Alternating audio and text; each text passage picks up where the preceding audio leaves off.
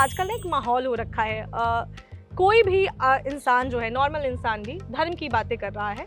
देखिए, कई गलत लोग आ जाते हैं तो लोग कहते हैं अरे बड़ा बेकार आदमी था वो। मैं गुरु नहीं कह सकता क्योंकि गुरु कभी बेकार नहीं होता, या तो वो गुरु है या गुरु नहीं है। कि आजकल भागवत कथा लोग बहुत सारे लोग कर रहे हैं और भागवत कथा में ऐसे रील्स आते हैं कि उसमें जैसे हमारे होते हैं ना बॉलीवुड में कि ये है हाईएस्ट पेड, तो भागवत कथा के भी ये है हाईएस्ट पेड भागवत कथा करने वाले। धर्म को धंधा बनाने से अच्छा है कि गली में झाड़ू मार के पैसा कमा लो। सुखदेव गोस्वामी जी ने जब परीक्षित महाराज को एक भागवत सुनाया था, उन्होंने तो एक पैसा नहीं लिया उनसे। और आज बड़े बड़े लोग देखे हैं मैंने कि वो कह रहे हैं मैं भगवान हूँ, मैं आधा भगवान बन गया। आप भागवत का श्लोक है, एत चामसा कला पुंसा कृष्णास्तु भगवान स्वयं, कि कृष्ण आप ही स्वयं भगवान हो, बाकी सब आपके पार्ट हैं।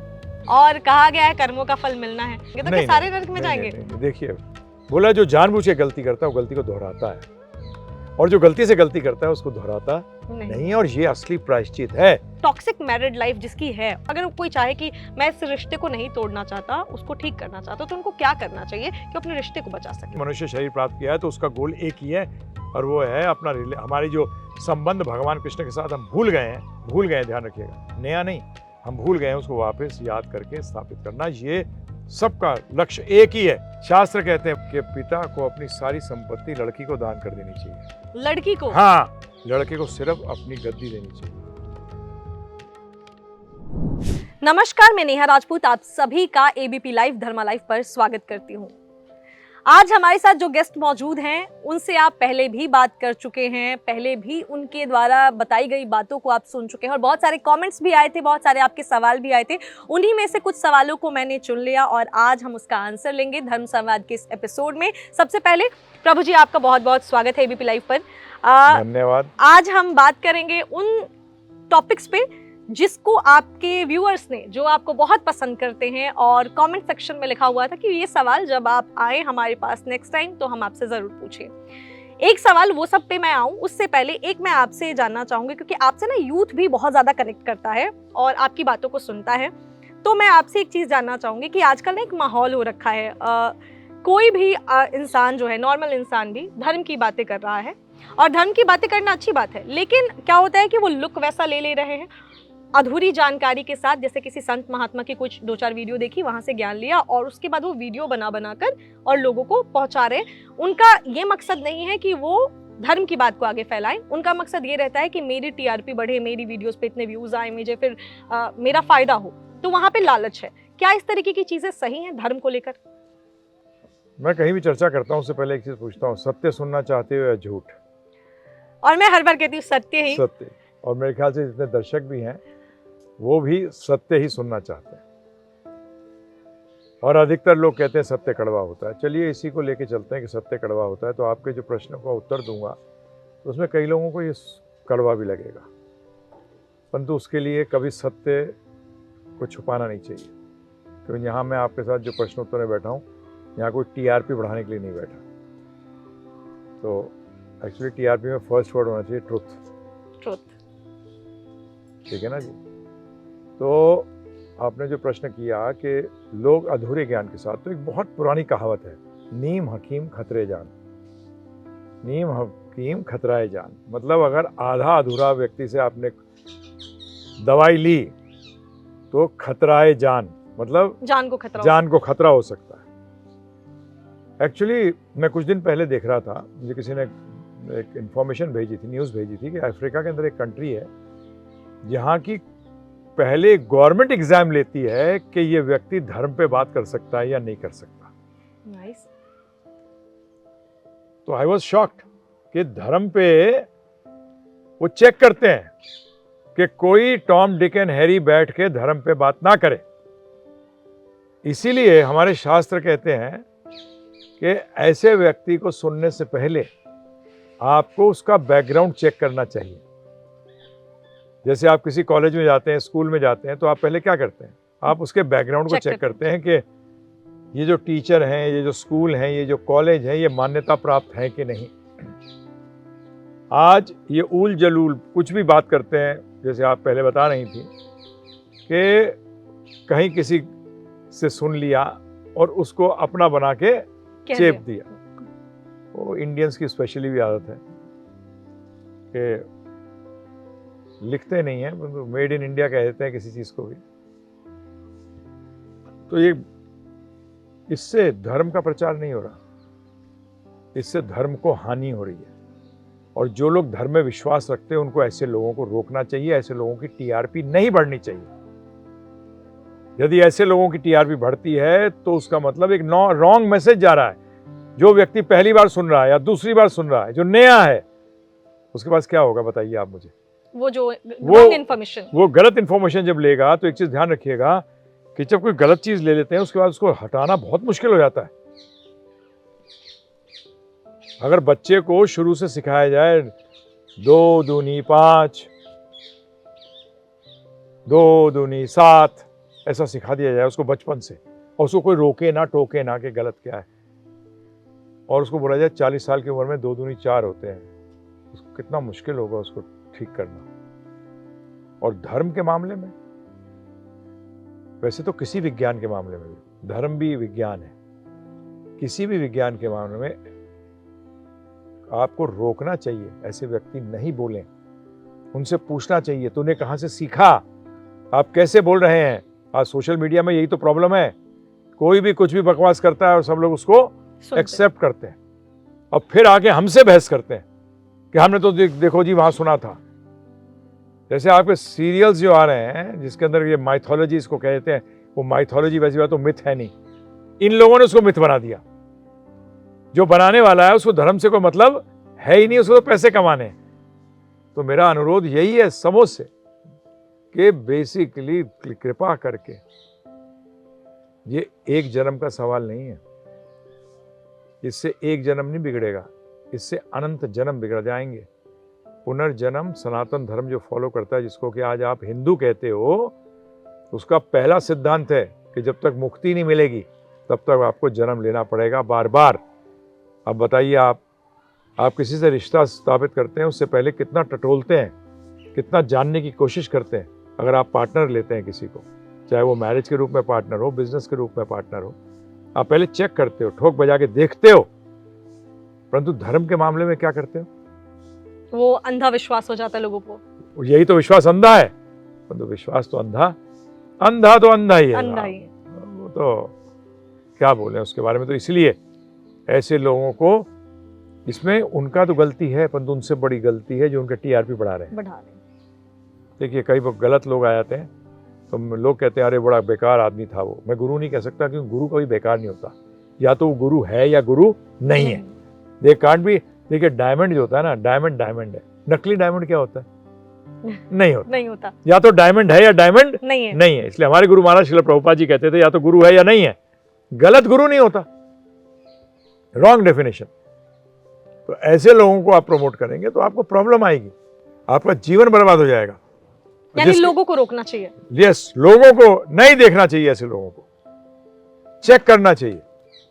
वैसे गुरुजी, जैसे आपने कहा प्रभु जी की एक कंट्री में कुछ चीज़ें हैं जो एक एग्जाम के बाद, जैसे आपने बात की कि उसके बाद ही लोग धार्मिक कंटेंट को चूज कर सकते हैं उस पे, हाँ। जो है सोशल मीडिया पे बात करने के लिए। हमारे यहाँ की गवर्नमेंट को भी ऐसा कुछ बनाना चाहिए, ऐसे कोई लॉ होना चाहिए। बिल्कुल, इसका एजुकेशन होनी चाहिए कि जो वो बोल रहा है क्या वो शास्त्रों के आधार पर है। आज क्रिश्चियन के अंदर अगर आप देखें, क्रिश्चियनिटी के अंदर प्रीस्ट होते हैं, उनकी 4-4, 5-5 साल की एजुकेशन होती है, उसके बाद वो प्रीस्ट बनते हैं। परंतु हमारे यहाँ कुछ भी कोई भी बोलता है। तो अभी तक याद है, हम एक IIT है, हमारे सहपाठी थे, डिवोटी थे, उनसे बात हो रही थी, बोलते हैं उससे बोलो कि मेडुला ऑब्लोंगेटा क्या होता है, वो कहेगा नहीं मालूम। उससे कहा अगर पॉजिटिव पार्टिकल एक मैग्नेटिक फील्ड से निकाल देंगे इस प्रोसेस, इसको क्या कहते हैं, बोलते नहीं मालूम। और उससे भगवान की बात करो, वो टटर करना शुरू कर देता है।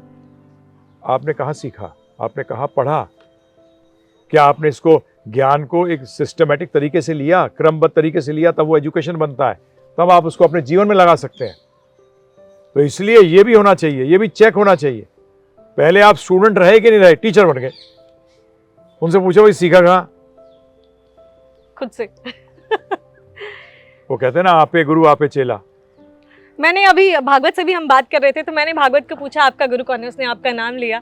तो उससे भी एक छोटा सा बच्चा वो भी ये जानता है कि गुरु का होना कितना ज़रूरी है। तो बिना गुरु के कोई अगर ज्ञान देने लग गया तो इट मीन्स वो रॉन्ग नंबर है। रॉन्ग नंबर, वो नंबर ही नहीं है। नंबर ही नहीं है। हाँ, वो उसके हाथ में जो मोबाइल भी है वो भी टॉय का है, वो कहीं कनेक्शन ही नहीं है उसका दूर दूर तक। ये तो बहुत ध्यान, हमारे शास्त्रों में तो पहली चीज बताई गई है। आप अध्यात्म जो शुरू, आप बताइए, अध्यात्म को छोड़िए, आप कोई भी नॉलेज लेते हैं, पहली चीज क्या है?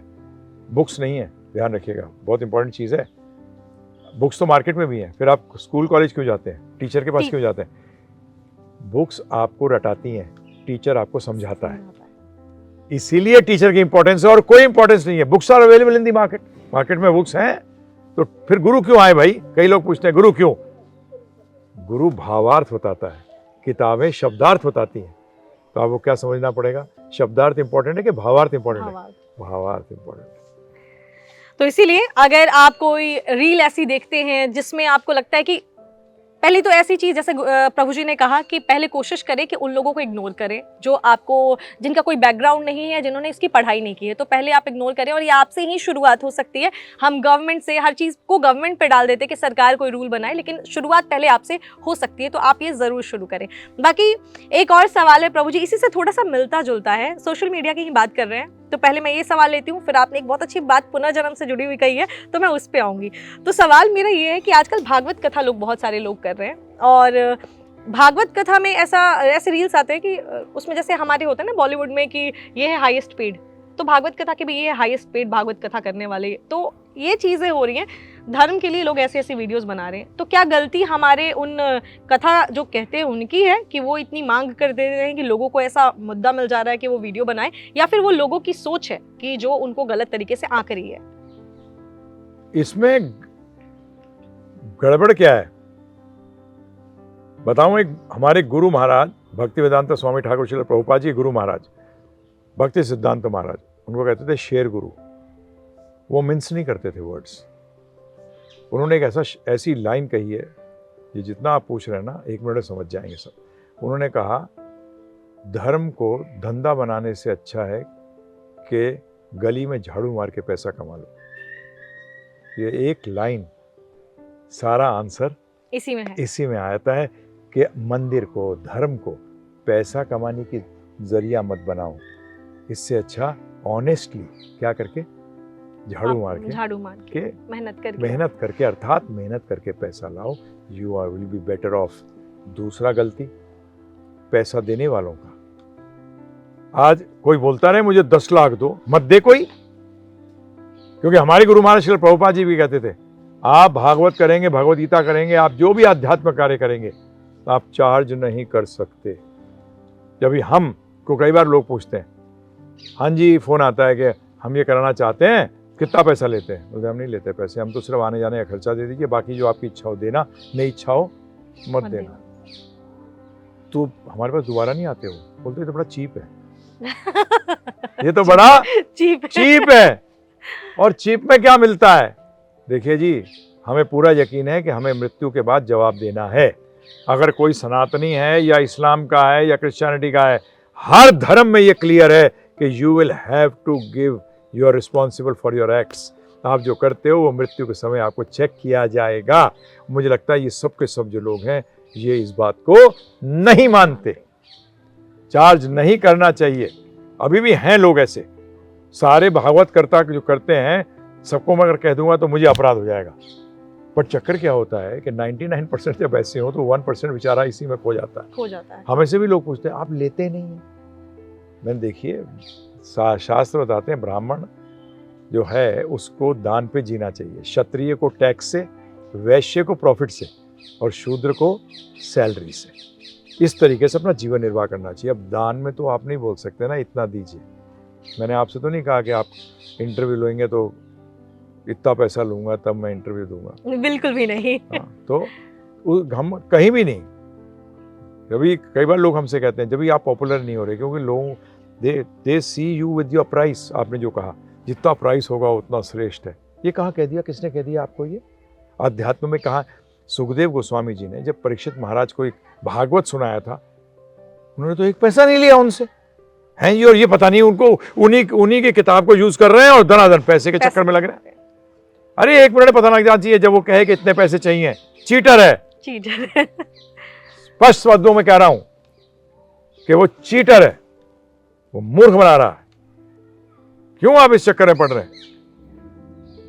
और दूसरी बात, जो आपने पहला प्रश्न किया था उसी के संदर्भ में मैं एक चीज बताना चाहूंगा कि आप जाने कैसे कि ये व्यक्ति, देखिए गुरु तो कराटे का भी होता है, गुरु तो टेनिस का भी होता है। आप ये कैसे पहचाने कि ये आध्यात्मिक गुरु है? ये बहुत बड़ी प्रॉब्लम है आज। क्यों रील पे या किसी पे व्यक्ति क्यों मूर्ख बन जाते हैं? आध्यात्म बताऊं कहां से शुरू होता है? आत्मा से। अगर वो मन की बात कर रहा है या किसी चीज की बात करता है, और वो आध्यात्मिक गुरु नहीं है। वो कोई भी गुरु हो सकता है, जेब कतरों का भी गुरु होता है। गुरु इज सच अ वर्ड के जो जिस नॉलेज के अंदर हैवी हो, परंतु क्या ये स्पिरिचुअल गुरु है, आध्यात्मिक गुरु है? हमें उनसे कोई आज मोटिवेशनल गुरु, किस चीज के लिए मोटिवेट कर रहे हो आप? समझिए ना पहले तो, मोटिवेट किस लिए कर रहा है आपको?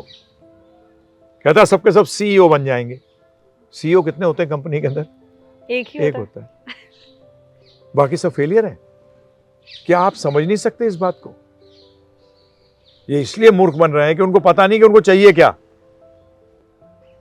तो उनको पहली बात क्लियर होनी चाहिए कि बेसिकली ये जो आप बता रही थी कि ये छोटे छोटे बन गए हैं, इनको आध्यात्म का एबीसीडी भी नहीं मालूम, क्योंकि ये आत्मा के ऊपर बात ही नहीं करते। और आध्यात्म शुरू होता है, आप बताइए इंग्लिश कहाँ से शुरू होती है? एबीसीडी से। जी हाँ। और मैथमेटिक्स कहाँ से शुरू होती है? 1 2 3 से। अगर यही दो चीजें ना हो इंग्लिश पढ़ाने में, एबीसीडी ना हो, तो वो अंग्रेजी होगी क्या? इसी तरीके से आध्यात्म में अगर आत्मा की चर्चा ना हो तो वो आध्यात्म है ही नहीं। और कोई भगवान नहीं होता। जो अपने आप को भगवान कहता है वो सबसे बड़ा मूर्ख बना रहा है लोगों का। होना तो भगवान था, ना है, ना कभी होगा। और आज बड़े बड़े लोग देखे हैं मैंने, मैं नाम नहीं लूंगा क्योंकि लोग मुझे बताते हैं कि वो कह रहे हैं मैं भगवान हूं, मैं आधा भगवान बन गया। अब मूर्ख बना रहे हैं। भगवान आधा क्वार्टर होते हैं क्या? बिल्कुल भी नहीं। Quarter God, half God, 3/4 God, ये क्या है ये? और लोगों का मूर्ख बना रहे हैं, और लोग मूर्ख बन भी रहे हैं। उसका कारण है they want shortcut, they want shortcut. And what shortcut? Shortcut चाहिए उनको इस भौतिक जगत को भोग करने के लिए। आध्यात्म शुरू होता है योग से, भोग से नहीं होता। और वो बात करते हैं कि कैसे आप अपनी उत्पादकता बढ़ाएं, प्रोडक्टिविटी बढ़ाएं, जिससे ज़्यादा भोग कर सकें। और आपकी जानकारी के लिए एक चीज़ और बता दूं, जो हम शरीर के लिए जो भी चैरिटी देते हो वो आध्यात्म में नहीं आती। आध्यात्म शुरू किससे होता है? आत्मा के लिए। जो आत्मा के भले के लिए किया जाता है उसको आध्यात्मिक कहते हैं। वो आध्यात्मिक दान में आता है और उसको विद्या दान कहते हैं। बाकी सब अविद्या दान है। क्या है? अविद्या दान। ये बहुत इंपॉर्टेंट चीज है। ये चीज व्यक्ति अगर समझ जाएगा तो उसको 2 मिनट में क्लियर हो जाएगा कि अरे ये जो बोल रहा है, ओहो। अब आप कोई क्रिकेटर सिखा रहा हो तो 1 मिनट पता जाता है। अगर आप क्लिप खोलें, बैट ऐसे पकड़ना चाहिए, स्क्वायर कट ऐसे मारते हैं, तो आप पता लगे क्रिकेटर कोच है। अभी आप क्या करते हैं? कंफ्यूज कर जाते हैं गुरु को, आध्यात्मिक गुरु को और भौतिक गुरु को। ये कंफ्यूज कर जाते हैं, जिसके कारण कि ये नॉनसेंस लोग जो है अपने आप को आध्यात्मिक गुरु बोलकर, भागवत में होता है ये। भागवत के अगर मैं 1-2 चीजें बता दूं आपको, ये कभी बताते ही नहीं भागवत वाला। एक ही चीज बता रहा हूं, भागवत में आया है वो व्यक्ति माता पिता पुत्र राजा गुरु या स्वजन, स्वजन में तो सब आ गए, बहन भाई पुत्री मामा चाचा ताऊ, सब बन ही नहीं सकता जो कि अपने पे आश्रित को जन्म मृत्यु से निकाल नहीं सके। ये भागवत कथा, ये भागवत में आता है, परंतु कोई भागवत आचार्य बताता नहीं, क्योंकि सारे माता पिता तो फेल हो गए। जितने बैठे हैं जो दानी, ये फेल हो गए। इन्होंने अपने बच्चों को दिया ही नहीं, इन्होंने अपने रिश्तेदारों को नहीं दिया, अपने भाई बंधुओं को नहीं दिया, दादा दादी फेल, तो पैसा कहां से मिलेगा? और भगवत गीता ध्यान रखिएगा, हर शास्त्र का एक श्लोक होता है, वो उसका चाबी है। भागवत का श्लोक बताऊं क्या है? भागवत का श्लोक है, एत चामसा कला पुमसा कृष्णास्तु भगवान स्वयं, कि कृष्ण आप ही स्वयं भगवान हो, बाकी सब आपके पार्ट हैं, या तो अंश है या कलाएं हैं, परंतु स्वयं भगवान कृष्ण आप हो। ये भागवतम का मेन श्लोक है। मैं बड़ा अजीब लगता है कि भागवत करने वाला पता नहीं देवी देवताओं की भी करता है बातें। कहाँ से आती हैं ये? जरा उन्हीं से क्वेश्चन करो कि आप भागवत पढ़ रहे हो कि कुछ और वाच रहे हो, हैं जी? कौन सा है ये मूल श्लोक तो ये वाला है, उस पे भागवत टिकी हुई है। अब बताइए, आप चेक करने का तरीका हो गया, एक 2 श्लोक में समझ आ गया आपको। श्लोक में, हाँ।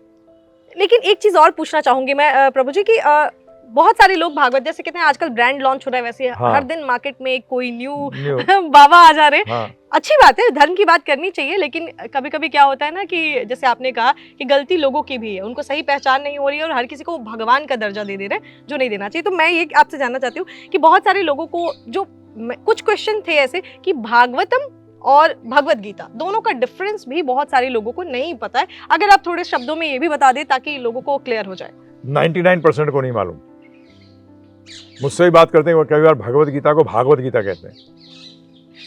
मैंने रुक जा भाई, भगवत गीता, भगवत का मतलब भगवान, भा करते ही भागवत बोलते ही भगवान का, भगवान से जुड़ा हुआ, और भगवत का मतलब है भगवान।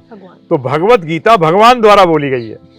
कृष्ण भगवान ने अर्जुन को सुनाई, 700 श्लोक हैं, 18 अध्याय हैं। श्रीमद् भागवतम, यह है श्रीमद् भगवत गीता। श्रीमद् का मतलब होता है सुंदर, आकर्षक। श्रीमद् भागवतम क्या है? उसमें 18,000 श्लोक हैं। वो सुखदेव गोस्वामी जी ने परीक्षित महाराज को सुनाई। Very important. दूसरी चीज, 12 स्कंद हैं, उनमें ऑलमोस्ट 335 अध्याय हैं, और बीच में बड़े सारे संवाद हैं अलग अलग के।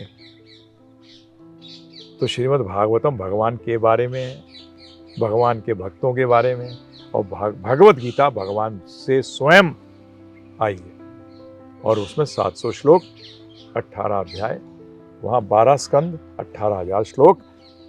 सुखदेव गोस्वामी ने परीक्षित महाराज दोनों के जो रेसिपिएंट हैं, जिन्होंने इसको लिया है, वो भी दोनों अलग हैं। अर्जुन राजकुमार, गृहस्थ, बच्चे, परीक्षित महाराज सब राज्य छोड़ आए, 7 दिन में मृत्यु होने वाली है। पात्र अलग हो गए ना जी।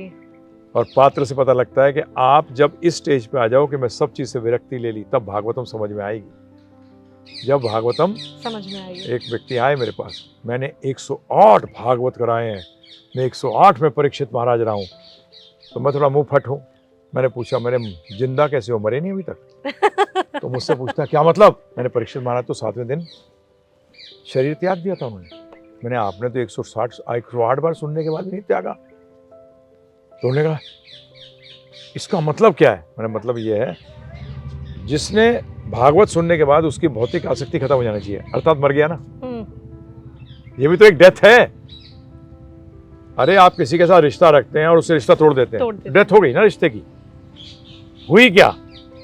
उसका मतलब वाचने वाले की गलती है, सुनने वाले की गलती है, दोनों की गलती है। कि वाचने वाले ने ऐसे स्टेज पर लाके नहीं खड़ा किया लोगों को कि उनको अब आसक्ति समाप्त हो। जबकि भगवद गीता सुनने के बाद अर्जुन लड़ा, जीता और राज्य किया।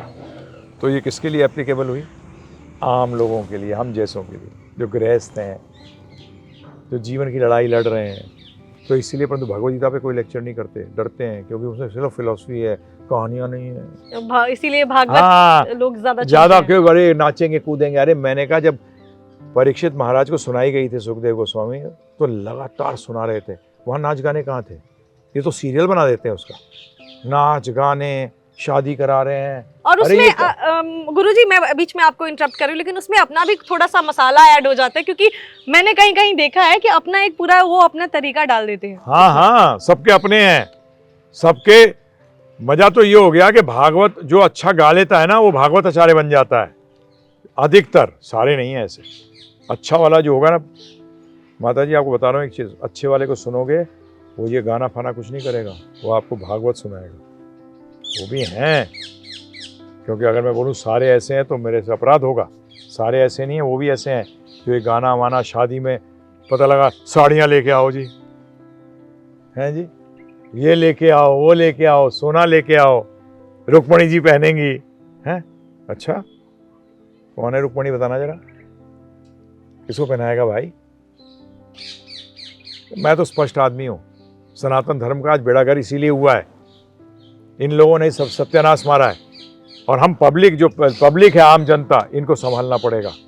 जब ये ऐसी जगहों में नहीं जाएंगी तो अपने आप ही ये सुधर जाएंगे। तो बहुत ही अच्छी तरीके से प्रभु जी ने आपको, पहले तो एक चीज कि जिनको ये समझ में नहीं आता है, या बहुत सारे लोगों ने जिन्होंने सवाल लिखा था कि भागवतम में और भगवत गीता में क्या डिफरेंस है, तो प्रभु जी ने ये भी समझाया और साथ ही आपको ये भी बता दिया कि किस तरीके से आपको सही गुरु की पहचान करनी है।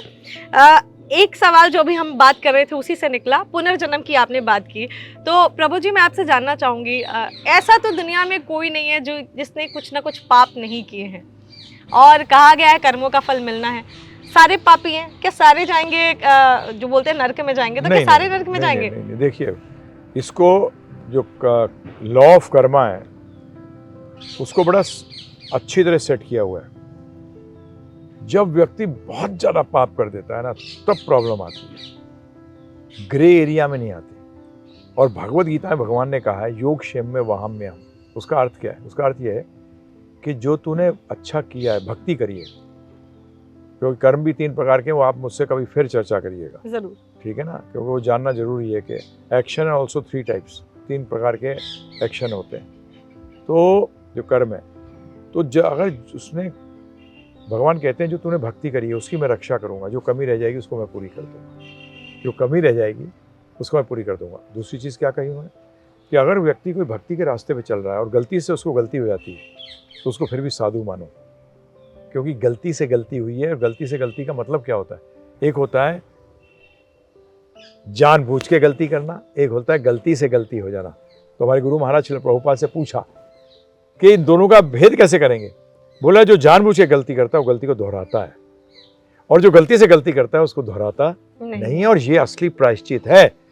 ये नहीं है पंडित लोग बताते हैं, आपको मूर्ख बना देते हैं कि तुम ये सारे घूम आओ, 4 धाम यात्रा कर आओ, तुम्हारे पाप कट जाएंगे, तुम ये हवन कर लो, तुम इतना दान कर दो, इससे पाप कट जाएंगे। ये नहीं, प्रायश्चित का एक मतलब होता है, एक अर्थ होता है हम वैष्णवों में कि हम उसको दोहराएंगे नहीं। अगर उसको दोहराएंगे नहीं, खत्म।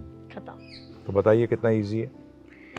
बहुत ही आसान है। तो जो लोग ये सोचते थे कि हर कोई पापी है, क्योंकि सवाल ऐसे ही आते हैं गुरुजी, और ज़रूरी भी है कि वो जो हमारे व्यूअर्स हैं उनके मन में जितने भी डाउट्स हों वो क्लियर करना ज़रूरी है। तो ये सारे उन्हीं के सवाल हैं।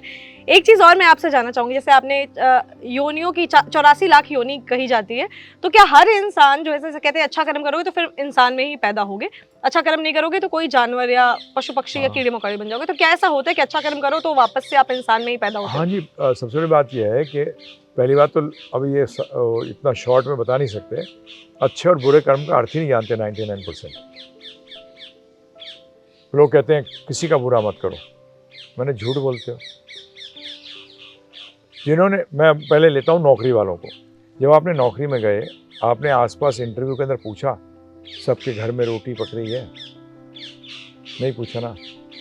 आप सिलेक्ट हो गए, उसमें से हो सकता है 1-2 ऐसे थे जिनके घर में रोटी भी नहीं थी। अगर उसको नौकरी मिल जाती तो उसके घर में रोटी चूल्हा जल जाता, तो बुरा किया नहीं करा उसको। तो ऐसे ये स्टेटमेंट्स को बोलना बंद करें। पहली बात तो कि हमने बुरा नहीं किया। बिजनेसमैन बाहर कस्टमर आता है तो चिल्ला के नहीं बोलता भैया सबको कस्टमर मिल गया ना आज, तो एक पूछता है। जबकि हमारे शास्त्रों में कहा गया गृहस्थ जब पाता है ना, गृहस्थ को बड़ा क्यों बताया गया है? वो जब पाता है, पाने से पहले उसको बाहर निकलना चाहिए, रोड पे आके बोलना चाहिए कोई भूखा तो नहीं है। अगर कोई भूखा है तो आइए, तो उसको पहले खिलाएगा फिर पाएगा। पूछता है कोई, तो उसका मतलब बुरा तो कर ही रहा है। हमारे से बुरा अच्छा नहीं होता। मैं सोचूं right side of the road में चलाऊंगा इंडिया में, सही है गलत है? गलत है। लॉज यूनिवर्सल हुआ करते हैं, अपने हिसाब से नहीं होता कि मेरे को सही लग रहा है बुरा लग रहा है। तो इसीलिए ये हमें ध्यान रखना पड़ेगा। परंतु आपने जैसे योनि का क्वेश्चन उठाया, बड़ा सिंपल है। जहां भी जीवन है अर्थात आत्मा है। बिकॉज जीवन का सोर्स क्या है?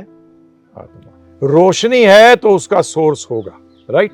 चाहे वो बल्ब के रूप में हो या सूर्य के रूप में हो या चंद्रमा जी के रूप में हो, सोर्स हो। अर्थात अगर लाइफ है, चेतना है, तो उसके अंदर आत्मा है। अब आत्मा कवर्ड है।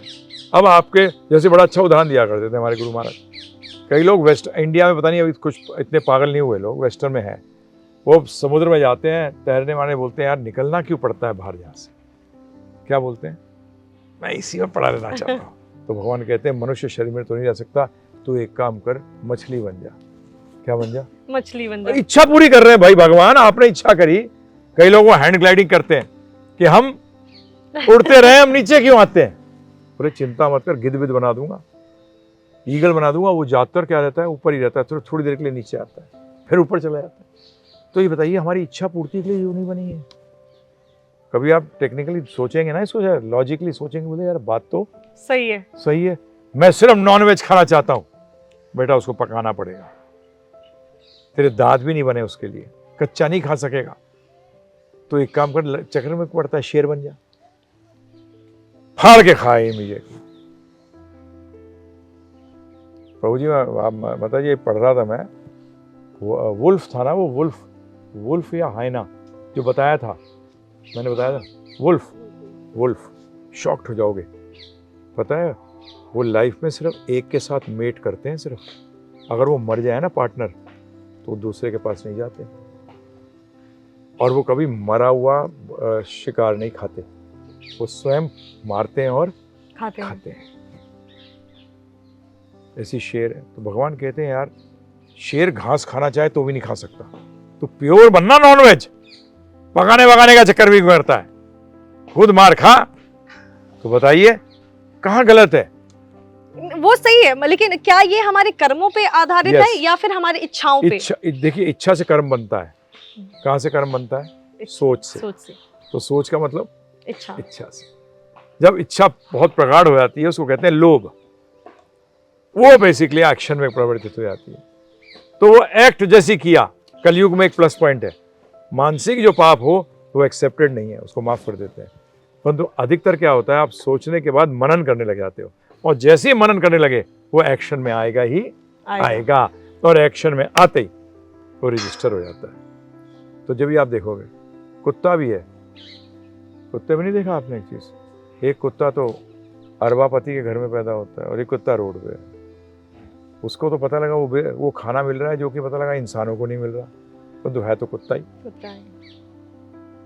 ऐसे इंसानों में देखिए, आज देखिए आप सोमालिया में जन्म, आज पैलेस्टीनियन देखिए आप, ये सब लड़ाइयाँ जो हो रही हैं ये क्या है?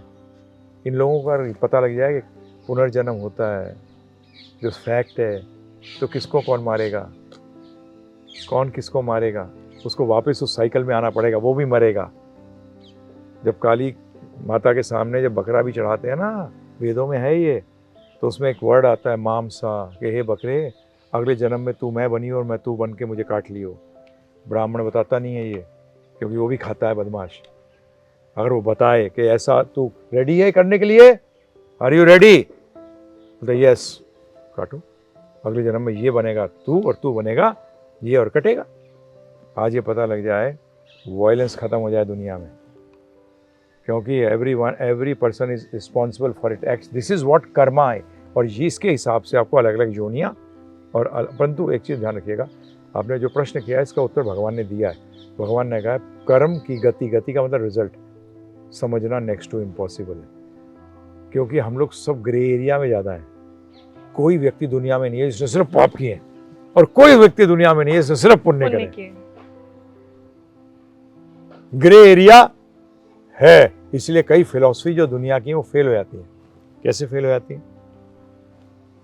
वो कहती हैं या तो तुम कहाँ जाओगे, हेवन या हेल, या तो जन्नत जाओगे या दोसर जाओगे। भैया ग्रे वालों का क्या होगा? और ज्यादातर लोग पृथ्वी पे रह जाएंगे। नहीं, ऐसा तो कुछ उसमें है ही नहीं, पुनर्जन्म मानते ही नहीं है। तो जाएंगे कहाँ फिर? वही तो प्रश्न है, मेरे को तो पता नहीं। वो प्रश्न उत्तर ही नहीं, वो सनातन धर्म में है उत्तर, हिंदू में नहीं। सनातन धर्म का मतलब हिंदुइज्म से मतलब नहीं है। हिंदू तो अभी चेपा गया है। सनातन धर्म is the most secular thing you can speak about. धर्म का अर्थ ही नहीं जानते लोग, तो इसलिए इसमें क्या बोले, तो इसलिए ये ध्यान रखना कि बेटा तैयार रहियो कि तेरे को तू बच जाएगा, उस साइकिल में आना पड़ेगा, आएगा तू, और ऐसा पिटेगा भी और पिटेगा भी। तो 84 लाख योनियों के बारे में या फिर आप जो पुनर्जन्म के बारे में पूछते थे, वो भी सवाल का जवाब हमने ले लिया मैं प्रभु आपको जी एक से। साइट भी बताता हूँ हाँ, सबके जरूर। लिए, IISIS.net। अमेरिकन डॉक्टर्स रिसर्च कर रहे हैं इस पे। They have proved it that rebirth is a fact. They are not in Hindus और सनातन धर्मीज, they are Christians, they are Jews, क्योंकि रिसर्च करी उन्होंने। अरे हम लोग तो क्या करते हैं, आम जनता क्या करती है, एक्सेप्ट कर लेती है, रिजेक्ट कर लेती है।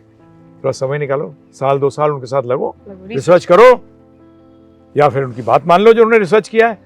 अरे वो कोई हिंदू तो है नहीं, सनातन धर्मी है या जैनी या सिखिज्म, ये तीनों अगर पुनर्जन्म में नहीं मानते तो फिर अब ये है ही नहीं। वो आज लड़ रहे हैं आपस में फालतू में। अरे अगला जन्म वही हो जाएगा तेरा जिससे लड़ रहा है। भाई भाई लड़ते हैं आपस में, अगला जन्म उस भाई के जन्म में हो जाएगा, इसका इधर हो जाएगा। जिससे लड़ रहा था उसको सोचेगा मेरा परिवार है, फिर लड़ता रहेगा। क्या फायदा है इससे? इससे क्या फायदा है? ये कर्म चक्र है, और इससे निकलना है। ये सारे, ये all faiths of the world यही कहते हैं, इससे निकल। एवरी जो भी स्पिरिचुअल थोड़ी बात करता है वो इससे निकलने की बात करता है। रिलीजन की जो बात करता है वो बेकार है। बात करनी चाहिए स्पिरिचुअलिटी की। Religion divides, spirituality unites. तो बहुत सारे लोग जो रेफरेंस के बिना कुछ मानते नहीं हैं, प्रभु जी ने आपको रेफरेंस भी दे दिया है कि आप कहाँ से जाके इन चीज़ों को पढ़ सकते हैं और जान सकते हैं इसके बारे में। अब अगला सवाल जो गुरुजी हमने लिया है वो इसलिए आपसे हम पूछ रहे हैं क्योंकि 2 तरीके, जैसे संत की जब बात होती है तो 2 तरीके के, एक तो ब्रह्मचारी, एक होते हैं जो गृहस्थ। आप गृहस्थ हैं, तो इसीलिए मैंने सोचा ये सवाल आप शायद ज़्यादा अच्छे से जवाब दे पाए। बहुत सारे लोग जो है आजकल मैरिड लाइफ में बहुत ज़्यादा परेशान हैं। 2-3 ऑप्शंस मिलते हैं उनको कि या तो एक पार्टनर को चीट करते हैं, या एक कंप्लीट उसको छोड़ देते हैं, डिवोर्स ले लेते हैं, या फिर एक पूरी लाइफ उसी में जूझते रहते हैं। तो ये जो टॉक्सिक मैरिड लाइफ जिसकी है और जिनको इतनी परेशानियां हो रही हैं, उसको, उस चीज़ को अगर कोई चाहे कि मैं इस रिश्ते को नहीं तोड़ना चाहता, उसको ठीक करना चाहता, तो उनको क्या करना चाहिए कि अपने रिश्ते को बचा सके? पहली चीज, फर्स्ट थिंग, कोई भी रिश्ता होगा उसमें टकराव तो होगा ही होगा। यहीं हम ब्रज में बैठे हैं, राधा रानी रूठ जाती हैं, राधा रानी रूठ जाती हैं, कृष्ण भगवान मनाने जाते हैं। तो मतलब रिश्ते में इससे पहली बात तो चिंता नहीं करनी। नंबर 2, ऐसा प्रॉब्लम क्यों आता है? 2 लोग साथ हैं, अगर उनके गोल्स अलग अलग हैं, उनके लक्ष्य अलग अलग हैं, तो बन कैसे सकती है बताइए आप मुझे? कोई चांस है? मैं आपसे पूछता हूँ, आपके दर्शकों से पूछ रहा हूँ, और आज यही है। जबकि हमारे शास्त्र क्या कहते हैं, गृहस्थ को क्या कहा है? ग्रह को अस्त मत करो, असली गृहस्थ बनो। उसमें क्या है कि आपने कृष्ण, जीवन का लक्ष्य क्या है कि मुझे ये शरीर को, मनुष्य शरीर को यूज करना है और एक दूसरे की हेल्प करके हमें भगवत धाम वापस अपने घर जाना है। लक्ष्य क्या है? एक। उसमें अगर किसी माइनर चीजों पर टकराव भी होता है, जैसे वो लक्ष्य को बीच में लेके आओगे, आप साइड में कर दोगे। प्रभुपाद ने कहा है, when two intelligent people meet, when there are more than 1, 2, 3, 4, there has to be some problems between them. परंतु जैसे आप कृष्ण को सेंटर में लाओगे, then you will think what is the best for Krishna. ये कभी नहीं सुधर सकता, किसी तरीके से नहीं सुधर सकता। साइकोलॉजिस्ट तो मुझे आधे पागल खुद ही लगते हैं, मैं मुंह पे बोलता हूं, क्योंकि उनको खुद ही नहीं पता बेचारों को कि माइंड काम कैसे करता है। आप एक लक्ष्य रखिए, ये आश्रम है, आश्रम में क्या होता है? भगवान की पूजा। ये आश्रम का मतलब है आश्रय लेना। क्या लेना? आश्रय लेना। किसका आश्रय? भगवान का। भगवान का आश्रय का मतलब है उनकी आज्ञा का आश्रय लेना। आप डॉक्टर का आश्रय लेते हैं, किसका आश्रय लेते हैं? प्रिस्क्रिप्शन का आश्रय लेते हैं, जो वो आपको नुस्खा बना के देता है, उसका आप आश्रय लेते हैं। That is the meaning of doctor का आश्रय लेना। तो ये गृहस्थ आश्रम है, और उसका कारण क्या है? ब्रह्मचारी आश्रम में नहीं रहे। ब्रह्मचारी का मतलब समझिएगा, लोग समझते हैं सिर्फ सेक्स से दूर रहना ही ब्रह्मचारी है। नहीं नहीं नहीं, ब्रह्म का मतलब होता है ट्रुथ। ब्रह्म का एक मतलब क्या है? ट्रुथ। असली मतलब है ट्रुथ, मतलब ट्रुथ का आचरण करना सीखना, सत्य का आचरण करना सीखना। वो 20 साल सीखना होता है। कितने साल? 20 साल मिनिमम। तब आप सत्य को जान जाएंगे, तब आप सत्य का निर्वाह कर सकते हो। गृहस्थ आश्रम, गृहस्थ आश्रम को डेंजरस भी बताया। प्रोप्राइटरी कंसर्न में चलाना आसान होता है, परंतु जब बहुत सारे जो लोग जुड़ जाते हैं तो सबको क्या करना पड़ता है, संभाल के रखना पड़ता है, मुश्किल होता है। तो उसके लिए ट्रेनिंग चाहिए, वो ट्रेनिंग किसी को नहीं मिली ही नहीं है, पता ही नहीं है। माँ जो लड़की आ रही है उसके अपने गोल्स हैं, लड़के के अपने गोल्स हैं। बच्चे जब आते हैं तो माँ सोच रही है मैं इनको ये बनाऊंगी और बाप सोच रहा है मैं इनको ये बनाऊंगा, बच्चा का बेड़ा गर्क हो गया, वो कुछ भी नहीं बनता, उसे क्लियर ही नहीं है। आज उनको पता ही नहीं है कि रिलेशनशिप्स क्या है, क्योंकि प्रॉब्लम क्या है, one life time enjoy it, एक जीवन है मजा कर लो, तो उसमें तो आप यूज करो ना, कि जिसको भी यूज कर सकते हो। हमने तो सुना है, हमारे को तो एक व्यक्ति ने बताया कि बहुत बड़े परिवार की बहू कह रही है, पैसे वाले परिवार की, when are you going to throw the garbage out, अपने सासुर को क्या कह रही है, गार्बेज कह रही है। तुम भी गार्बेज बनोगे, चिंता ना करो, जो सबका समय आता है, समय आएगा तुम भी बनोगे, चिंता मत करो। परंतु क्यों है ऐसा? क्योंकि उनके जीवन में अध्यात्म नहीं है। वो सोचते हैं कि हमारा एक जीवन है, हमने जितना मजा करना है मजा करने में ध्यान रखेगा। एक्सप्लॉयटेशन होती है, शोषण होता है, आनंद प्राप्त करने में शोषण करने की आवश्यकता नहीं है। ये शोषण है। तो गृहस्थ में भी क्या हो रहा है आज? दूसरी चीज बताऊं आपको मैं, मेरे पास कॉर्पोरेट वाले बहुत आते हैं, अरे सर रिलेशनशिप में बड़ी प्रॉब्लम आ रही है। मैंने देख बेटा, बड़ा सिंपल एग्जांपल सुनाता हूँ कि एक लकड़ी को लकड़ी से जोड़ना है, ठीक है जी। तो आप पहले क्या करते हो, रेगमाल मार के उसको लकड़ी को साफ करते हो, फिर उसमें जो गम होती है वो आप लगाते हो बीच में और उसको फिर जोड़ के छोड़ते हो थोड़ी देर। कितनी देर? किसी बार, कई बार एक दिन छोड़ना पड़ता है, कई बार घंटों छोड़ना पड़ता है, कई बार हफ्तों छोड़ना पड़ता है। आपने रिलेशनशिप में समय कितना दिया है? समय तो दिया है ही नहीं, तो फिर रिलेशनशिप कैसे डेवलप होगी बताओ? आप हो सकती है? बिल्कुल भी नहीं। जिससे बात करो, मैं कई बार हिमालयाज में चला जाता हूँ, किताब का जब पढ़ना होता है, वो करना होता है, तो एक जगह है प्योर वेजिटेरियन है वो, मतलब वो नॉन वेजिटेरियन नहीं होता वहाँ। तो वहाँ मैं एक कपल से मिला, वो बड़े बैंक के अंदर दोनों काम करते थे। एक की दिन की शिफ्ट थी, एक की रात की। बोलते हम शादी के 4 साल बाद ये 3 दिन हनीमून के लिए आ रहे हैं। 4 साल बाद? 4 साल बाद। उनको एक दूसरे का पता ही नहीं कि है कौन, उनको नहीं मालूम। और उनको अलग अलग ले आके बात करें ना कि तेरे हस्बैंड क्या है, क्या, he would not know, he would not know what his wife is, पता ही नहीं है। और ये गवर्नमेंट की गलती है। और मैं तो मुंह पे बोलता हूँ, नारायण मूर्ति जैसे जी के जैसे की गलतियां हैं। बोलते हैं कि 7 दिन काम करो, परिवार के लिए मत दो टाइम। अरे ये दुनिया को क्या करना चाहते हो आप लोग, बताइए आप मुझे। मैं तो कहता हूँ माताओं को एक मोर्चा निकालना चाहिए कि 5 दिन से ज्यादा काम नहीं होगा, दुकानें बंद रहनी चाहिए। एटलीस्ट 2 दिन तो पति बन रहा है, पिता बन रहा है, उस समय तो दे परिवार के लिए। यहाँ 7 दिन काम करता है 8-10 घंटे लगाकर, कहाँ है परिवार के लिए समय? ना तो माता के पास है, ना प्रभु जी के पास है, ना तो हस्बैंड के पास है, ना वाइफ के पास है। बताइए, मैं फैक्ट बात कर रहा हूँ कि नहीं कर रहा हूँ, बताइए आप मुझे। एकदम सही, क्योंकि टाइम नहीं होगा तो आप समझ नहीं पाओगे। अब रिलेशनशिप कैसे डेवलप करोगे? और दूसरा बात है, इतनी इंपॉर्टेंट बात है, गोली अलग अलग है, मजा कर लो। तो जब मजा आ जाता है ना, फिर तो सारा कुछ खत्म हो जाता है। अरे आनंद ढूंढो, मजा नहीं। 2 चीजें, पहली बात तो क्लियर योर गोल। गोल मनुष्यों का एक ही है। जैसे गाड़ी का गोल वर्ल्ड ओवर कहीं भी होता है, ट्रांसपोर्टेशन है, कहीं भी। इसी तरीके से मनुष्य शरीर प्राप्त किया है तो उसका गोल एक ही है, और वो है अपना हमारी जो संबंध भगवान कृष्ण के साथ हम भूल गए, ध्यान रखिएगा, नया नहीं, हम भूल गए, उसको वापस याद करके स्थापित करना। ये सबका लक्ष्य एक ही है। शरीर निर्वाह के लिए कार्य करना पड़ेगा, परंतु कार्य मेन नहीं होता। गाड़ी सही रखनी पड़ेगी अगर आपको कहीं एक जगह से दूसरी जगह जाना है, परंतु वो आपका लक्ष्य नहीं है। ऑफिस पहुंचना गाड़ी से आपका लक्ष्य। तो इसी तरीके से रिलेशनशिप में पहली बात ये, और दूसरा बात फिर टाइम दो ना, फिर समय दो। समय है नहीं, लक्ष्य क्लियर नहीं है तो झगड़े नहीं होंगे, वर्ल्ड वॉर होगी, और वही होती है। और इसीलिए जितने भी लोग ये क्वेश्चन कर रहे थे और ये सवाल पूछ रहे थे कि कैसे ठीक किया जाना चाहिए, तो सबसे पहली चीज तो टाइम देना जरूरी है, और दूसरा समझना भी जरूरी है। नहीं समझना, किस लिए टाइम दें? समझने टाइम देंगे तो और लड़ेंगे। मेरे पास आते हैं लोग, अरे हाँ टाइम दे देते हैं तो झगड़ा और बढ़ जाता है, हमें चले, हम तो निकल जाते हैं। आज वर्क फ्रॉम होम में क्या हो रहा था, ये तो प्रॉब्लम हो रही थी जबरदस्त। बोले थे अरे ज्यादा अलग अलग थे बेटर थे, क्योंकि लक्ष्य नहीं है एक।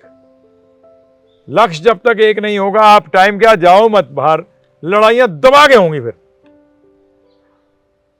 दबा के लड़ाइयां होंगी। ये कहना कि वो हमारे गुरु महाराज ने कहा हुआ प्रभुपाद ने, जब इंटेलिजेंट लोग बातों को दूसरों समझते हैं बेवकूफ, तो जब इंटेलिजेंट लोग बैठेंगे तो कहीं तू मैं तो होगी, उससे कोई फर्क नहीं पड़ता। परंतु जब आप लक्ष्य पे आओगे, अरे बेकार है तू मैं क्या है ये बेकार है, प्रोडक्टिव बात होगी। तो इसीलिए लक्ष्य भी समझिए एक दूसरे के, और टाइम भी देने की जरूरत है। तो प्रभु जी एक और सवाल है, ये आजकल की जनरेशन से ही रिलेटेड है कि आजकल के टाइम पे क्या होता है कि जब पहले के टाइम पे, पहले ऐसा था कि जब बेटियां शादी करके जाती थी तो माएँ कहती थी या उसके घर के वाले कहते थे, मायके वाले, कि जाओ खुशहाल रखो, सबकी इज्जत करो। और अब के टाइम पे ऐसा हो गया कि थोड़ा सा नेगेटिव सिखा के भेजा जाता है, जैसे कि अगर कोई किसी ने कुछ बोला तो तुम अपने अकॉर्डिंग हैंडल कर लेना, किसी ने बोला तो तुम हैंडल कर लो, मतलब काइंड ऑफ एक टॉक्सिक उसको बना दिया जाता है उसके माइंड को। तो क्या ये चीजें सही हैं कि पहले से ही आपको वेल ट्रेन भेजा जाता है? जी, उसका प्रॉब्लम, सारी चीजों का प्रॉब्लम मैंने फिर बताया आपको। जीवन का लक्ष्य क्या है? जीवन का लक्ष्य क्या है? शुरुआत कैसे होती है? भाई आपने बच्चे को पढ़ाया है, बहुत अच्छा, क्यों पढ़ाया? कि कल अगर शादी टूट जाए तो कुछ कर सके। तो स्टार्टिंग किससे हुई? नेगेटिव से। किससे? तो शादी टूटेगी। तो उसका बेस क्या है? पॉजिटिव एनर्जी या नेगेटिव एनर्जी? Negative energy. ये बोल के नहीं, पढ़ेगी अच्छा है, तेरा ब्रॉड आउटलुक होगा तो अपने बच्चों को भी पढ़ा सकती है, और कभी जरूरत पड़ी तो, ये नहीं कि टूट जाएगी शादी, अरे भाई कभी जरूरत पड़ी तो उसका इस्तेमाल भी कर सकती है। ये पॉजिटिव का है, ये पॉजिटिव है। नेगेटिव क्या है? अगर गड़बड़ हो गई, कुछ टूट गई कुछ, तो सक्षम होनी चाहिए। दूसरा, जब प्रॉब्लम आती है तो लड़की सीधी फोन करती है अपने मदर को, और मदर सिर्फ लड़की की साइड को सुनती है। 99.9% कोई भी सास अपने लड़की के हस्बैंड से बात नहीं करती कि क्या हुआ था। ये तो एकदम मूर्खों वाली बात है। एक तरफा आपने सुना, एक तरफा सुना, दोनों तरफा सुना, तब तो कुछ हो भी, तब तो कोई नतीजा निकलेगा, तब निकलेगा। और एक और चीज प्रभु जी देखी गई है कि आजकल क्या होता है कि जैसे शादी करके जब लड़कियां जाती हैं तो जो थोड़ी सी जो जॉब करते हैं, हस्बैंड वाइफ अगर दोनों जॉब कर रहे हैं, तो वो अपने सास ससुर को रखना नहीं चाहती है, मदर इन लॉ। उनको लगता है कि एक बर्डन है कि आप रिस्ट्रिक्शन हो जाएगा, फ्रीडम खत्म हो जाएगी। ये भी एक माइंडसेट हो गया, शायद ये उनके पेरेंट्स नहीं सिखाते होंगे, लेकिन एक माइंडसेट बन गया है कि आप अपने इन-लॉज के साथ रहोगे तो आप बाउंडेड रहोगे, आप फ्रीली नहीं रह पाओगे, आपको वो फ्रीडम नहीं मिलेगी। ये सोच कितनी सही है? गलत तो है ही, लेकिन इसको कैसे चेंज होना चाहिए? नहीं, देखिए चक्कर क्या है कि हम तो जो भी उत्तर देंगे, हमारे शास्त्र इसलिए बने हैं कि सब कुछ आपकी ये लाइफ भी सही रहे और आप भगवत धाम चले जाएं आखिर में अपना भक्ति करते हुए। उसका तरीका क्या बताएंगे कि 50 साल की उम्र में सास ससुर को दोनों को अलग हो जाना चाहिए। वानप्रस्थ कहते हैं उसको। क्या कहते हैं? वानप्रस्थ। लेकिन उस समय तो जरूरत होती है उनको बुढ़ापे में। उसका कारण बताता हूँ ना। लोन लेते हैं बेटे को पढ़ाने के लिए, गलती से नहीं लेना चाहिए। बच्चों को पढ़ाने के लिए एक पैसे का लोन नहीं होना चाहिए, बैंक तो बंद हो जाने चाहिए। लोन हमारे शास्त्रों में कहा गया, जिसने लोन लिया वो गया, उसने टेंशन को बुलाया है, पाल लिया है। उधारी, बीमारी और गलत जगह पे अग्नि, ये लगे इससे पहले इसको खत्म कर दो। मैं जानता हूं कई कपल्स को जिनको मैंने शुरू में आज से 40 साल पहले बोला था कि मत लेना लोन बच्चों के लिए, लायक होगा तो अपने आप पढ़ेगा और जाएगा। आज 3rd क्लास बच्चे निकल रहे हैं क्योंकि इंजीनियरिंग कर रहे हैं, परंतु किससे पैसा लेकर। उसका मतलब जो बेचारा डिजर्व करता था वो तो पहुंचा नहीं। अरे इतना पाप अर्जित करोगे, अगले जन्म में अंगूठे छाप भी नहीं बनोगे, because you have purchase the education for your child, और जो डिजर्व करता था उस चाइल्ड को नहीं मिला। ये गलत है, ये होना ही नहीं चाहिए। तो वानप्रस्थ अगर ले लोगे तो बेटा मैं तुझे एडवाइस भी नहीं करूंगा, और वानप्रस्थ नहीं लोगे तो पैसे जो जोड़ोगे उससे अपना एक फ्लैट ले लो ना अलग। बच्चे को फ्लैट लेके मत देना। हाँ, बोला बेटा तुझे मैंने अपने आप कमाया है, तू खुद कमा। खमा। शास्त्र कहते हैं, बताऊं आपको, बताऊं शास्त्र क्या कहते हैं, कि पिता को अपनी सारी संपत्ति लड़की को दान कर देनी चाहिए। लड़की को? हाँ, लड़के को सिर्फ अपनी गद्दी देनी चाहिए। लेकिन आजकल तो सोसाइटी में उल्टा होता है। सोसाइटी तो उल्टी चल रही है, तो सब कुछ उल्टा ही तो हो रहा है। लड़के में सक्षम होना चाहिए कि वो अपने आप को, अपनी फैमिली को पाल सके। जब तो लेजी हो गए सारे के सारे, दहेज मांगते हैं। दहेज कहाँ का असूल है? जब सारा का सारा बोल दिया गया कि लड़की को दे दो, दहेज का कोई प्रिंसिपल नहीं है। ये सब बोगस है, ये बिजनेस बना दिया है। लड़कियां बिकती हैं, अब तो लड़के बिकते हैं। अगर लड़की बेटर बैठी होगी तो लड़का बिकता है। ये business, relationships have become business बन गए। रिलेशनशिप बिजनेस नहीं होते, स्टार्टिंग ही रॉन्ग फुट पे है। और ये लेके चलें। मैं सबको कहता हूँ, जितने भी हमारे जुड़े हुए हैं, 50 साल में तैयार रहना, निकल देना। तो बस यानी कि अगर आप चाहते हो, जैसे ये सवाल इसलिए पूछा क्योंकि आजकल हम जिस ग्रुप में रहते हैं या जितना सुनते हैं, अक्सर सुनने में आता है कि जो है बच्चों ने, और खास तौर पे ये जो सास और बहू का रिश्ता होता है, उसको लेकर थोड़ा सा लोगों के दिमाग में होता है। एक चीज आपसे सच सच बताऊं, जो सास अपने बहू को कह रही है सेवा कर, उस सास ने अपनी सास की नहीं करी सेवा। 99% है ये। सही बात है गलत बात है? बताइए आप मुझे। सही बात। और आपने जैसे कहा ना, उनको उसकी जरूरत है, तो इसको कहते हैं वानप्रस्थ आश्रम। तो ये लोग मिले, वानप्रस्थ आश्रम बनाए ना अपने लिए। तो जो 50 साल का आदमी इतना बुढ़ा नहीं होता कि उस दूसरों को हेल्प नहीं कर सकता, वो हेल्प करे। फिर जब वो 60-70 साल का होता है, जो 50 नए आ रहे हैं, वो इनको सेवा करें। बच्चों की जरूरत कहाँ है? बताइए आप मुझे। नहीं है। They can help one another. Yes. और कहते हैं बुढ़ापे में कंपनी भी चाहिए होती है, तो उनको कंपनी भी मिलेगी। सब वानप्रस्थ कंपनी क्या चाहिए? भगवान का नाम लो। किस कंपनी के चक्कर में हो? ऊपर वाले की कंपनी नहीं। हाँ, वो शराब की कंपनी में रहते हैं कि दोनों बैठ के पियेंगे रात को। ये कंपनी थोड़ी होती है। ये तो बर्बाद कंपनी के मैनेजर बन जाओगे। नहीं, भगवान की कंपनी। भगवान की कंपनी। तो बहुत ही अच्छी तरीके से प्रभु जी आपने आज सारे क्वेश्चन जो है, जो हमारे व्यूअर्स के क्वेश्चन होते हैं, उनका आंसर किया। साथ ही कुछ ऐसी भी बातें बताई जिससे कि बहुत सारे लोग जो जिनके रिश्तों में प्रॉब्लम है, रिलेशनशिप में प्रॉब्लम है, शायद वो सुनने के बाद उस पर काम करें। जिनको अपने बुढ़ापे की टेंशन है, उनके लिए भी आपने अच्छा सजेशन दे दिया कि बस आश्रम चले जाना है। और दूसरी चीज, बेटे को सारा कुछ नहीं देना है। नहीं, सारा कुछ या कुछ नहीं, कुछ नहीं देना है। हाँ, वो अपने आप कमाएगा, खुद कमाएगा। आप तो लोग चाहते हैं मैं 7 पुश्तों तक बना के जाऊं, सबको 7 पुश्तों को बेकार करके जाऊं। रॉन्ग है। तो इसीलिए ये सारी चीजें आपको इसके बाद, अगर सुनने के बाद, क्योंकि आप लोगों के सवाल खत्म नहीं होते, और हम चाहते भी कि आप सवाल पूछें, क्योंकि जब आप सवाल पूछते हैं, हम कोशिश करते हैं कि आपके सारे डाउट को क्लियर करें। और धर्मा लाइव पे, एबीपी लाइव पे यही सारी चीजें होती है कि आपके डाउट्स को क्लियर किया जाता है। तो अपने सवाल लिखिए कॉमेंट सेक्शन में जाकर। और प्रभु जी, बहुत बहुत शुक्रिया आपका, आपने फिर से इतना अपना कीमती टाइम दिया। और मैं चाहूंगी कि आप हमारे व्यूअर्स के लिए 2 लाइन जाते जाते कुछ कह दीजिए।